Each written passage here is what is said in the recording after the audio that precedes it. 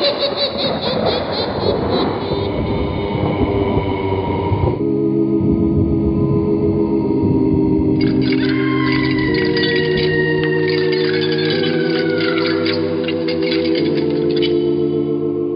Mysterious Old Radio Listening Society podcast.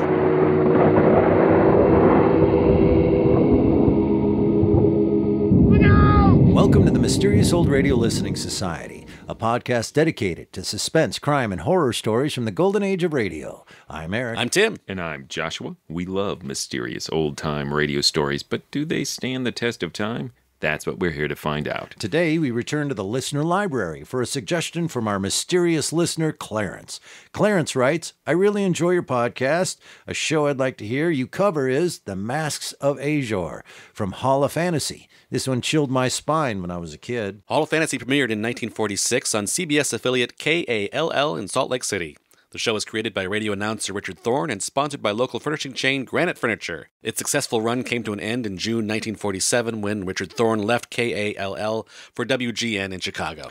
In 1949, Thorne revived Hall of Fantasy for WGN, focusing less on mystery and more on supernatural horror. This version of the show ran until 1953 and was nationally syndicated by the Mutual Broadcasting System from 1952 to 1954. Most of the series' surviving episodes are from this later run. And now let's listen to The Masks of Ashor from Hall of Fantasy, originally broadcast November 23rd, 1953. It's late at night, and a chill has set in. You're alone, and the only light you see is coming from an antique radio. Listen to the sounds coming from the speaker, listen to the music, and listen to the voices. And now, the Hall of Fantasy. Welcome to the Hall of Fantasy. Welcome to the series of radio dramas dedicated to the supernatural, the unusual, and the unknown. Come with me, my friends. We shall descend to the world of the unknown and forbidden, down to the depths where the veil of time is lifted, and the supernatural reigns as king. Come with me and listen to the tale of The Masks of Ashor. What's the matter, honey? What's wrong? Oh, I must be going insane. Why? Oh, I was asleep. Suddenly, I woke up. A voice seemed to be calling to me. I started downstairs, always listening to that strange, unearthly voice. When I got down here, I walked into the living room and stood by the fireplace looking at the masks of Ashor. And Bert, I saw a pair of eyes in each mask, looking down at me.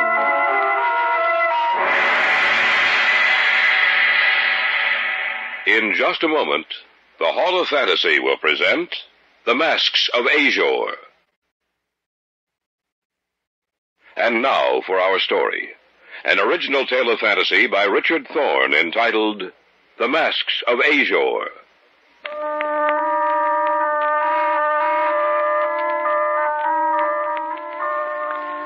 There's certain things in this life of ours which can never be explained, at least with any normal, rational explanation. Often we try to shrug them off, to forget about them, so that the question will not rise in our minds to trouble our waking hours and to create nightmares in our sleep. But there are some things which can never be forgotten, and among them are the masks of Ashor.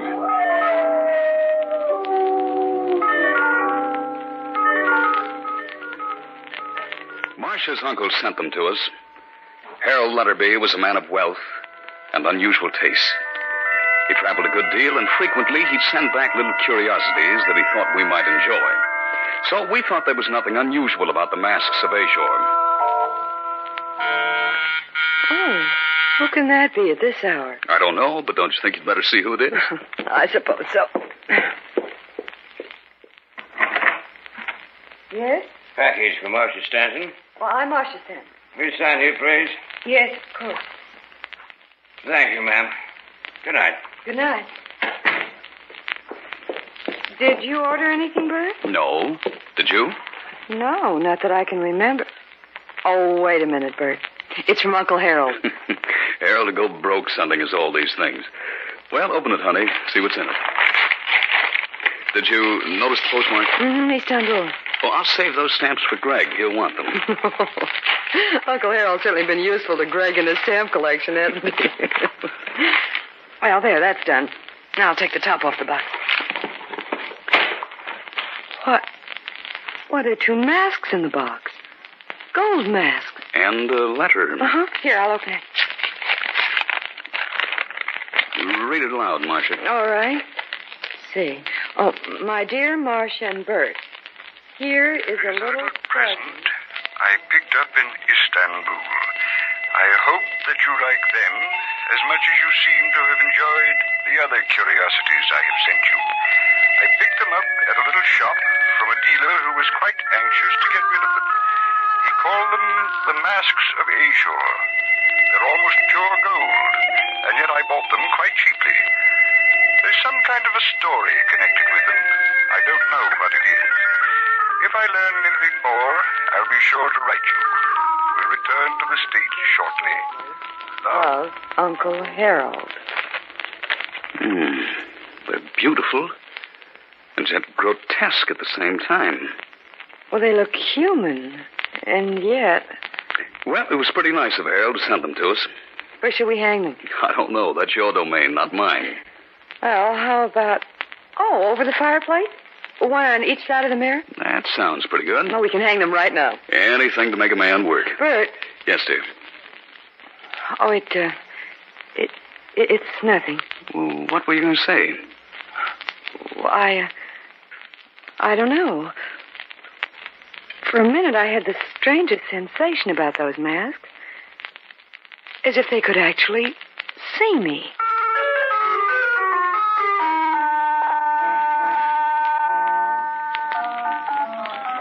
It didn't take more than a few minutes to hang the masks. They hung one on each side of the mirror over the fireplace. They looked quite good there, and yet, in a way, they seemed out of place. The following night, Greg dropped in for a while. Thanks for the stamp, Bert. That was the first thing he said when the package came. Greg will want the stamp. All the way from Turkey. From your Uncle Harold, Marcia? He sent us those. I wondered where you'd got them. They're really quite nice. They're beautiful and yet grotesque in a way. That's just what I said. Practically the same words. You'd think you both had one mind. They certainly catch your eye. Is that real gold? According to Harold, it is. Well, it must be quite valuable. Oh, Uncle Harold said he bought them for a song. It couldn't have been very cheap. The gold alone is worth a good deal. As a matter of fact, Harold said the dealer seemed quite anxious to get rid of them. I wonder why. Well, why worry about it? Do they have a name? They're called the Masks of Ashor. Ashor. You know, I've seen that name somewhere before. A-S-H-O-R, I think it's spelled. I can't remember where. Well, don't worry about it. What? Anything wrong, Greg? The holes the masks have for eyes. I thought I saw something, that's all. Saw what? I don't know. For a minute, I thought there were really eyes in the masks, and that they were watching me. Watching every move I made.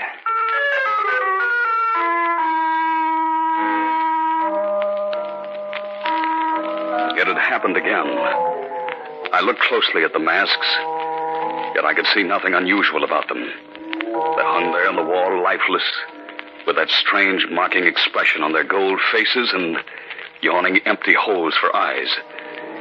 For a minute, I had the desire to destroy them. Greg left about 10. At 11, Marcia and I went to bed.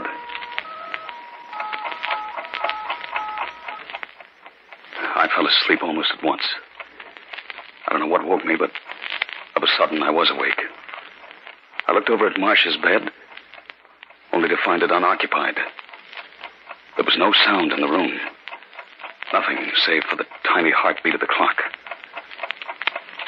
For some reason, I had a desire to go downstairs. Something seemed to be directing my actions. I was fully awake, yet I seemed to be in some kind of trance. I'd started down the stairs. Marcia, is anything wrong? Bert! Bert! What's the matter, honey? What's wrong? I must be going insane. Why? Well, I was asleep. Suddenly, Suddenly I woke up. A voice seemed to be calling me. I started downstairs, always listening to that strange, unearthly voice. When I got down here, I walked into the living room and stood by the fireplace, looking at the masks of Ashor. And Bert, I saw a pair of eyes in each mask, looking down at me. You must have imagined it. No, Bert, I didn't. Those masks had eyes, and they were watching me. Watching every move I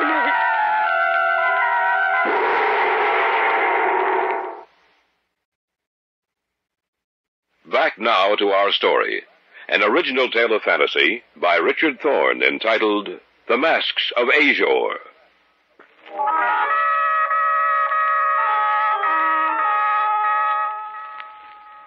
I had awakened in the middle of the night. Something had compelled me to go downstairs.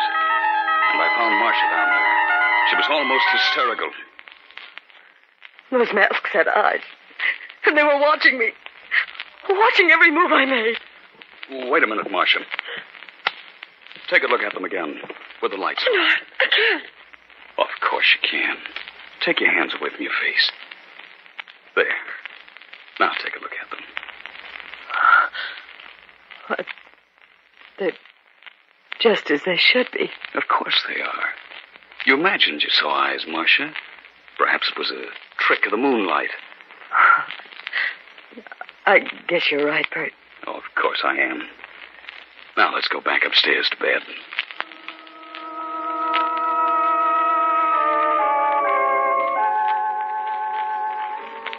The following day was Saturday, and I didn't have to get down to the office.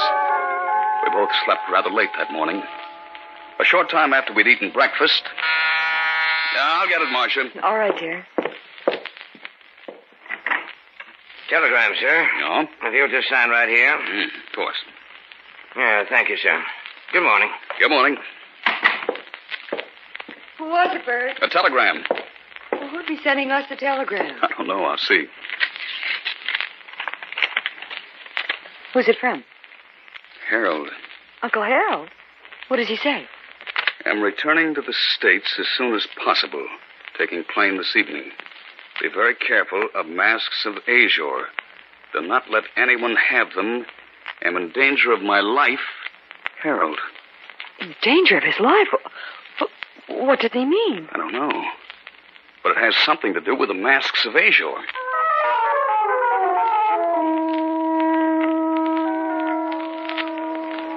Saturday evening, Greg dropped in. What he told us that night was the first inkling I had that Harold Letterby had stumbled upon a relic of the past that would have been better had it been forgotten for all time. By the way, I did a little research on those masks of yours. Oh? Did you find out anything interesting? Yes, quite a good deal. Well, give us a rundown. I don't know if you'd like to hear it. Why not? It's not very pleasant. Well, tell us anyway. All right. You see, I knew I'd heard the name Asia somewhere. Finally came back to me. In college, I took a course in mythology. That's where I'd heard the name. Ashor was the messenger of the underworld. It was he who went forth and summoned the victims to death in the final accounting.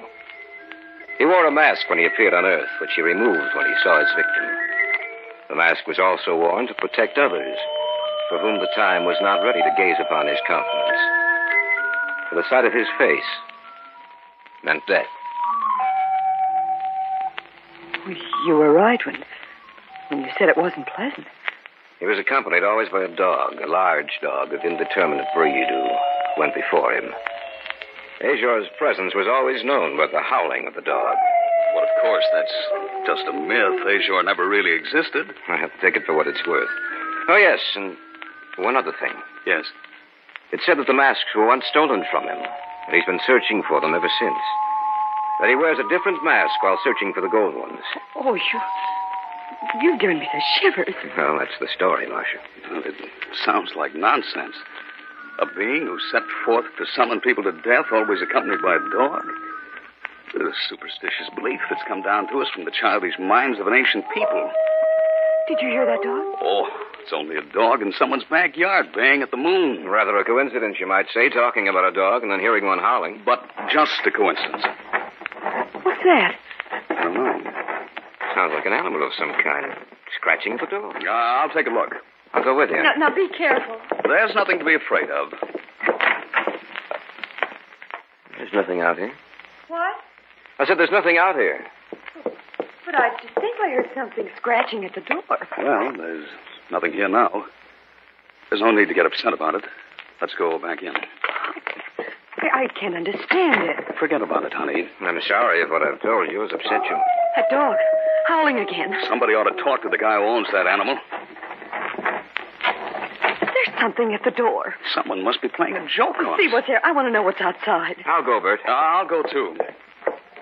If it is someone playing a joke on me... Don't move. It is a dog. Why, I ought to... You wouldn't stand a chance.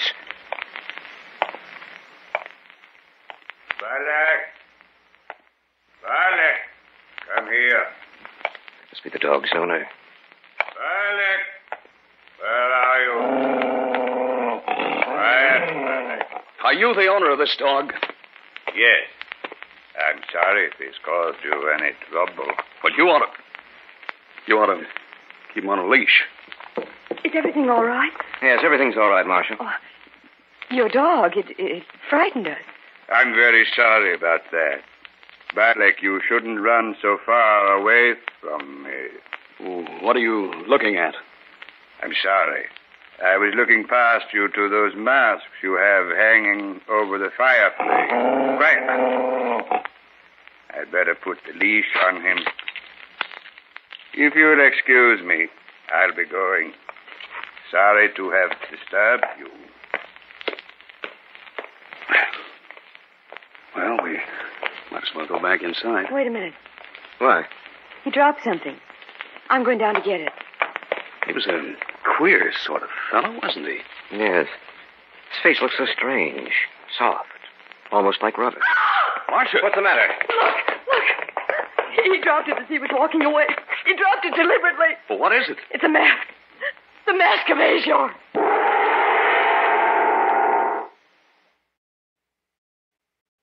Back now to our story. An original tale of fantasy by Richard Thorne entitled The Masks of Ashor. We stood just outside the house. A minute before, the man and his dog had disappeared from our sight. Marcia went down the stairs to the walk where he dropped something. And then she screamed. It's a mask. The mask of Ashor. Here, let me see that. It is a mask. A sponge rubber mask. Remember what I said about his face? Yes, I do. What are we going to do? We can't do anything until Harold gets here. Maybe then we'll learn some more about these masks of Ashor.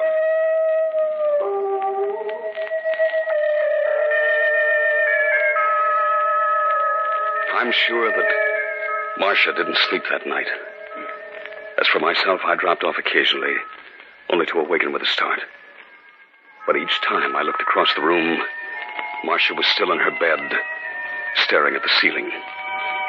Occasionally during the night, I heard the sound of the dog howling out there in the darkness. And each time I heard it, the sound of its voice made me shudder. The following afternoon, about 4 o'clock, a cab pulled up in front.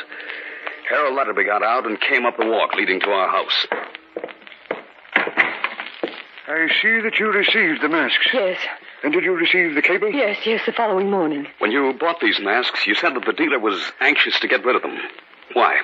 Had I known then what I do now, I would never have bought them. I think we know some of the story about Ashor coming to Earth to conduct his victims back to death. And the dog, Bert. Don't forget the dog. Then you know about the dog? Yes. We found out about it last night. Oh? How? It was here. Here? That's right. Then Ashor has found the masks. He knows they're here. He saw them last night when the door was open. Are you sure it was Ashor? After he left, Marcia found a mask. A sponge rubber mask. He will be back, you know. Oh, I wish you'd never found the mask. No more so than I, my dear. A short time after I'd mailed them to you, Ashor paid me a visit. He and the dog. I, too, found a sponge rubber mask after he'd left. The night before last, I saw something behind the mask. Like eyes. We must hide the masks from him. Otherwise, he will claim us all. What are you talking about? I have a plan. It may work, I don't know. Perhaps we can strike a bargain with him. Bargain? Yes, our lives for the masks. We must find someone else who will keep them for us. Greg will do that. Greg? A friend of ours, Greg Hunter. You must tell him it will be dangerous. I will. Good. Get in touch with him immediately, for I am positive that Ashor will return tonight.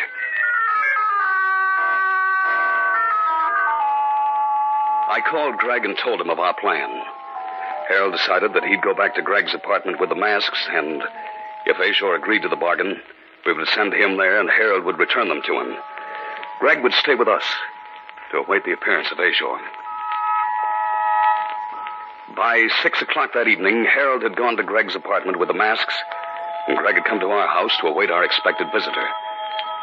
At 7:30, the shades of night had diffused themselves across the sky. By 8:30, the tension had mounted in each of us to a point where we were jumpy and irritable. What time is it? A little past 8:30. Do you think he'll come? Uncle Harold said he would. Just waiting, it makes me nervous. So am I. Listen. Yeah, I heard it too. Well, the waiting is over now. Oh, Bert. Bert, I'm frightened. Everything will be all right, Marcia. I don't know. I feel that something's going to go wrong. He's here. Well, let's go let him in. All right. Are you ready? Yes, I guess so. Here goes. Ashor's not here. No, but he will be. Here he comes. I'm sorry, gentlemen. It seems that my dog has been scratching at your door again. We've been expecting you. Oh? Really? Yes, won't you come in? If you don't mind, come, Balak. You have a very pleasant little home. Oh, thank you. Do you mind if I set my package down here? Go right ahead. I see the masks are gone. Yes, we put them away. They were very interesting, you know. Weren't they, Balak? Balak is a good dog, yet he frightens people sometimes. You came here for the masks, didn't you? The masks? The masks of Ashor. Oh. You don't have them, though, do you? Not right here. You have them somewhere else? Yes. We'll make a bargain with you. We'll return the masks if you leave us alone. Then you know the legend of Ashor. Yes. I brought you something. It's in this package. In time, Barley. In time. What about the bargain? The bargain? Oh, yes, the bargain. I'm afraid I can't agree to it. Why? You see, I already have the masks of Ashor. Look for yourselves. But Uncle Harold is no longer alive. Why, you dirty... I'll tear that mask off your face and... Quiet, Alec. Quiet. I have no mask on, Mr. Stanton. But you are gazing upon the face of Ashor, and those who see him no longer remain alive. Now, Balak. Now. Look out! Look out!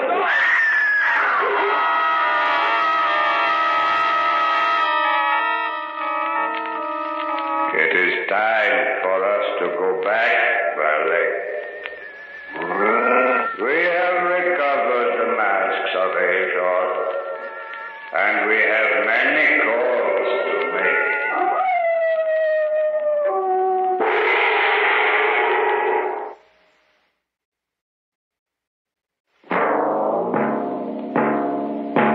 So runs tonight's tale of the unusual, the terrifying, the unknown. Join us again when next we journey down the corridors of the Hall of Fantasy to hear another strange tale of the supernatural. All characters and events portrayed in these programs are fictional, and any similarity to actual events or persons, living or dead, is purely coincidental.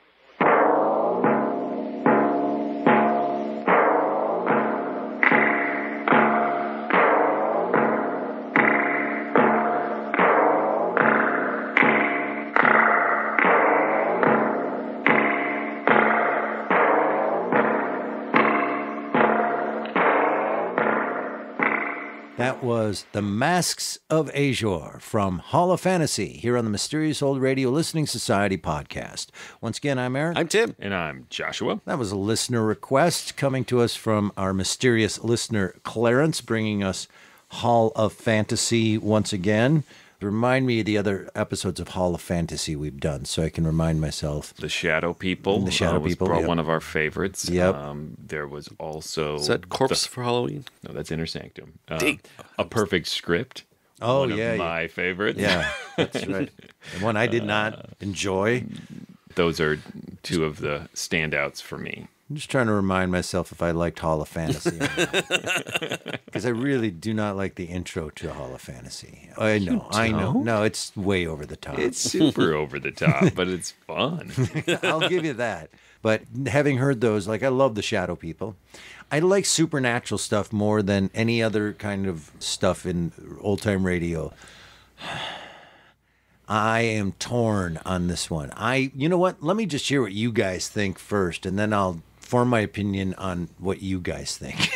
I'm not sure which story came first, but this is essentially the Shadow People with a new skin on it, story-wise. If they stopped making shows in 1953, this must have been like one of the last episodes of Hall of Fantasy. Right. Also, we've talked about in the podcast, there's some weird things where there may be some existing episodes that were re-recorded from the original scripts in the 70s. Oh. This doesn't sound like it to me. This sounds like a 1950s recording and style performance. But yeah, this is definitely one of the later ones. And it follows Thorne's tropes to a certain degree. And maybe I'm, again, comparing it to Shadow People, but it's usually like a couple and they have a friend or a brother, and then there's an older gentleman who knows more about the supernatural goings-on or the occult in some way, and then everyone dies. Yep. Gruesomely. Right. Torn apart by dogs. One dog. Yeah, one dog, you're right. This seemed like a much more old-fashioned style of, almost like a campfire story to me. Yeah. Rather than, say, Shadow People, which seemed a little more hoity-toity. Maybe it was because of the literary references in the Shadow People. In Shadow People, the characters were facing a very existential dread in addition to the actual creatures. It was both a fear of the darkness, things in the darkness, and just the omnipresence of evil around you, and a really multi-layered sort of threat there. And in this, it's not like simple, but it's an old-fashioned sort of folk god almost that threatens them. All right, I'm just going to get it out. The music reminded me of the music from Manos, the Hands of Fate. And as I was listening to this, and I'm telling you, I don't know why, this whole episode kept reminding me of the movie Manos, the Hands of Fate. Well, I'm very sorry about that. I think the wife in Manos was also named Marcia. I'm not 100% sure that there were eyes moving in the portrait in Manos, and there's eyes moving in this. There was something overly simplistic about the supernatural plot of this, and not that interesting to me. And something confusing about it. They get the masks, and there's a guy that's got to get the masks. And when he finds a mask, he leaves a rubber mask on the ground, so I'll be back. Then he comes back, and then he kills you. I don't quite follow the plot of that.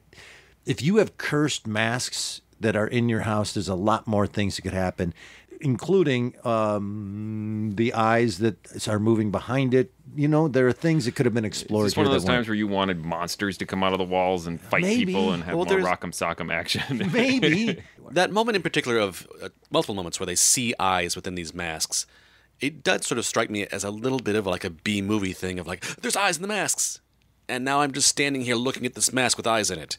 And it almost becomes weird and unsettling in how empty that moment is. Yeah. There is a progression there, though. At Yes. first, they look at the masks, and just the way that they are designed and the way they're shaped give them the impression that they're constantly looking at them.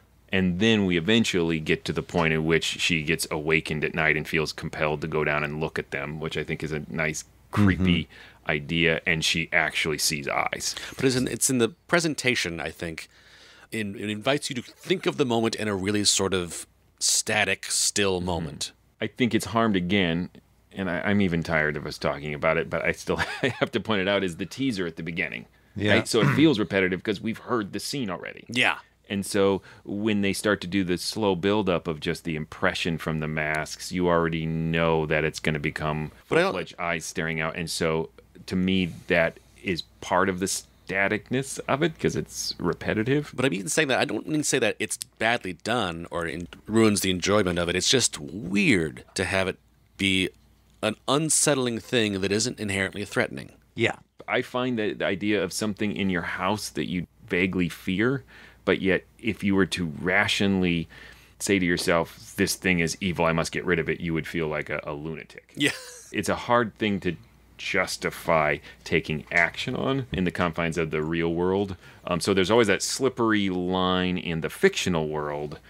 At what point do I believe these characters would do something about it? And at what point is it something they could be unsettled by but ignore? My brother had that Jesus Christ Superstar poster in our room growing up where the eyes followed you around the room on purpose. You know, they were drawn that way. So, you ever seen these posters like that? You can do some kind of thing. I don't know how they do it, but wherever you go in the room, the eyes are staring at you.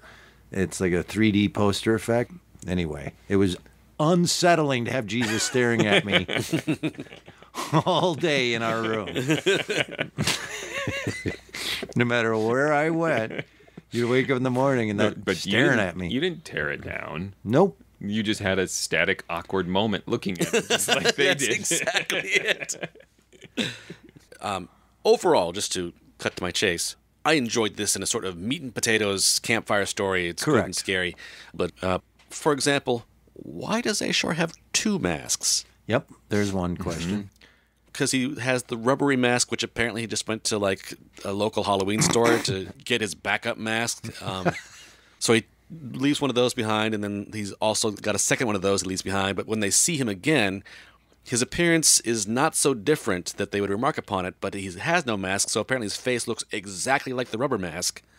And I took that to be another version of a supernatural mask, not one. He's not like wearing like a Nixon mask to rob a bank or something, and then he pulls off. You know, so I found that unsettling. But here's the plot hole. He shows up at their door, which I don't know how he got a passport and everything to get to the United States, but there he is. So he gets to the door. You got the masks. Release the dog, kill him, get the masks. What is he leaving and coming back for? And then why is he taking off the mask and leaving it on the sidewalk for them to find? Do you see what I'm getting at? He seems to be a pretty limited messenger of death. And I think it's also to trick them later into looking on his face. It all has to do with like when he's wearing a mask and when he's not is what the final game comes down to. And if he's wearing a super realistic mask, it sets up the fact that they've been sitting there staring at his real face, which means death. So there's a lot of machinations. That's what I'm saying. It could have been simplified that they have these masks that if you're in possession of them and he finds it with them, he's going to kill you. And that could have been the ending instead of all the visits from him. And it could have been them finding out from the friend that knew all of this about the Mask of Ashor. And you guys need to pack up and get out of here and leave these masks behind. And maybe as they're running out the door with things in their hand, there he is. And then and I don't know. There just seems to be a different premise here that works, and they didn't do it. And Ashor feels like a fairy tale sort of figure to me. Of the motivations for why he wants what he wants are really narrative driven, and mostly he just shows up to give your characters an interesting narrative challenge. Yeah, and part of it feels like legitimate mythology where there are two masks and we don't really know why, but that seems symbolic of something, and he wears other masks when he's out looking for his masks. One's for the dog. The dog mask. Thank you, Tim. I get it now. Or did he get really hosed where it's like, I have my backup mask in case I lost my first mask and I lost both the masks? Well, are you kidding me? It's like umbrellas. We did find out that he loses a lot of masks. Yeah, he does just toss them off whenever he That's talks how to he someone. lost him in the first place. Dropped him on the sidewalk in front of some guy's house. Just assumed it'd still be there when I came back. It is rickety. It feels like a throwback to an older style of radio horror. Yeah. And when I think about it, Thorne's writing in the 50s. Is there a level of nostalgia and a level of intentional old-fashioned script writing that he's doing in the 50s? Because this would have been the stuff he grew up on the radio in the 30s. I don't know if that's true, and I'm just filling in again. Yeah. But it definitely doesn't feel like the other horror radio that is on by the 50s. And also by the 50s, horror radio is on the decline. It's one of the later series. We're getting more of the detective and Sci-fi. cop shows and sci-fi. So that might be why it doesn't feel like it's looking ahead in its storytelling techniques, but looking backwards. And again, this could be an accident of uneven writing, but there's this quality, again, if sitting in the dark and listening to these type of ghost stories where it feels almost dreamlike in its logic, and it has the sort of dread and horror of a dream where things don't necessarily make minor sense, but it makes bigger sense. There's this impending doom that's coming to you. And yeah, Thorne is very repetitive. There's a lot of dialogue that says, like, they recount to each other things that happened in a scene you just heard as a listener. And they do say Masks of Ashor a lot. Yes, they do. I also quite liked that last exchange of when he shows up and he knows that, like, your guy's dead. I have the masks. Let's have a little talk. What do you have to say for yourself? He's not an omnipotent creature. He shows up and just wants to know, like, so you tried to hide these from me. What was your plan before I kill you? Just so it doesn't happen again. The over-the-top writing of this also had its moments that it felt like a politician having written something knowing it will get applause, and they will stop and wait for those applause, and it's always awkward when they don't get the applause. They have those moments in this where they do it where they know they're going to get an organ sting. It has something to do with the Masks of Ashor. Bum, bum, bum, dum, right? So there are a lot of moments like that where things are written with that idea that it doesn't really matter what we're saying, it's how we're saying it. Yeah, that's part of what makes it seem old-fashioned. Yeah. It does that thing that Hall of Fantasy does quite a lot, where it has someone narrating first person in the past tense who dies at the end of the story. Unless he's quickly recording this right before the dog tears him to pieces. He's telling you from beyond the grave, which is just kind of a fun, extra little supernatural. Or a mistake in writing. I don't think They do that. it often enough in Hall of Fantasy. I think that it's... You guys are really forgiving. I'm not necessarily forgiving of the bad things. I admire other things about it. But I will say I don't think that's an accident. They don't think they thought about it later after it aired and slapped their forehead. I think... I know you didn't he's enjoy dead. this, but I think Richard Thorne understood tense. I think he was a good enough writer to understand that. Just and saying. I go, whoops. Then why not say something at the end like, so here I am in hell. wait, you're talking about clunky writing? Yeah. It's signing off from hell.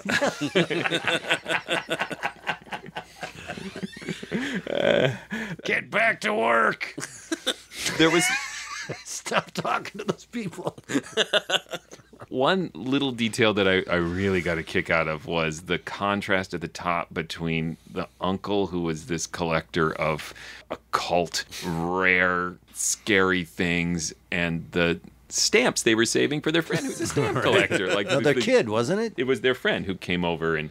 Oh, it wasn't their son? Nope. It sounds so much like a couple going, oh, let's save it for Greg. He loves his stamps. I immediately thought child, too. Yeah. And then he comes Not over like, and not he's like a good kid. Hey, do you either. have my stamps?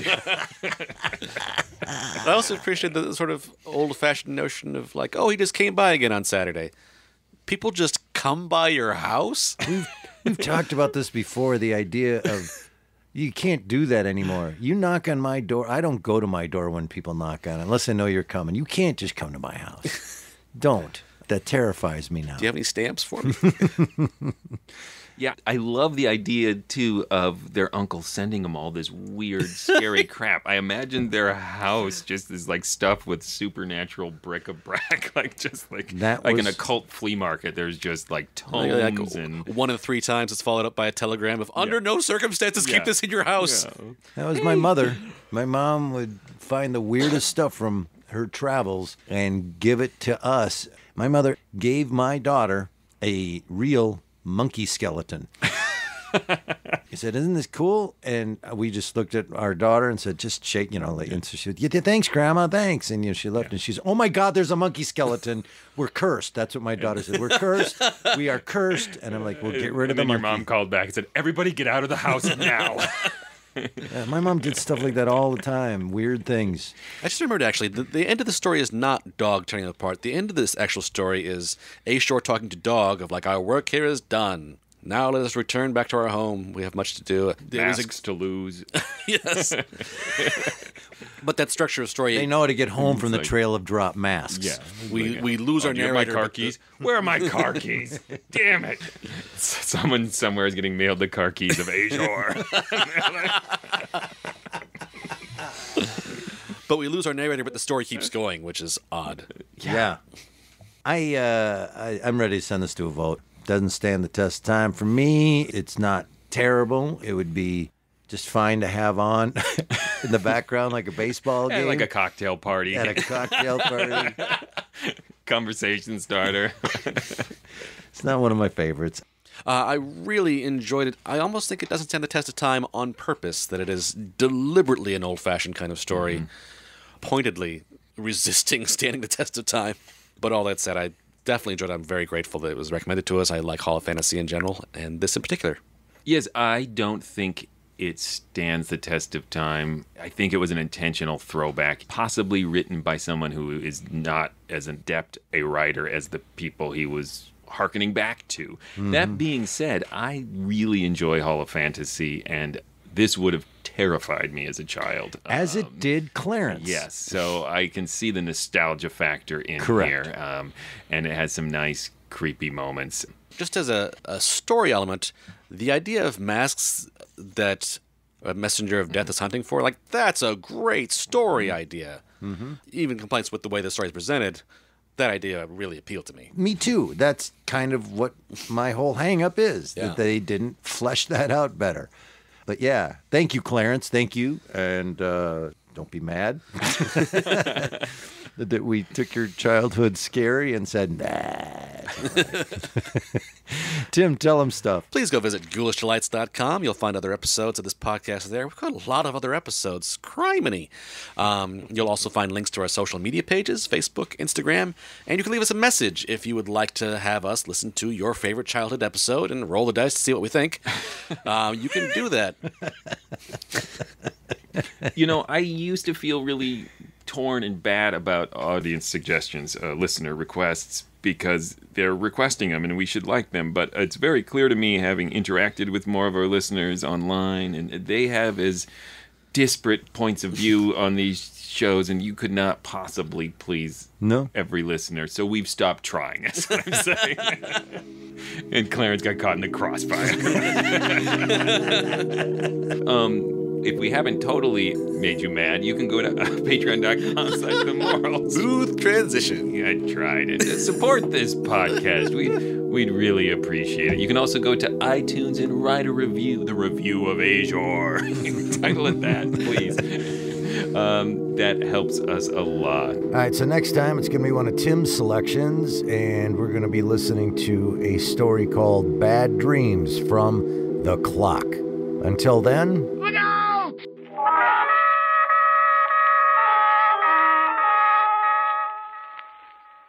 I had awakened in the middle of the night. Something had compelled me to go downstairs. And I found Marcia down there. She was almost hysterical.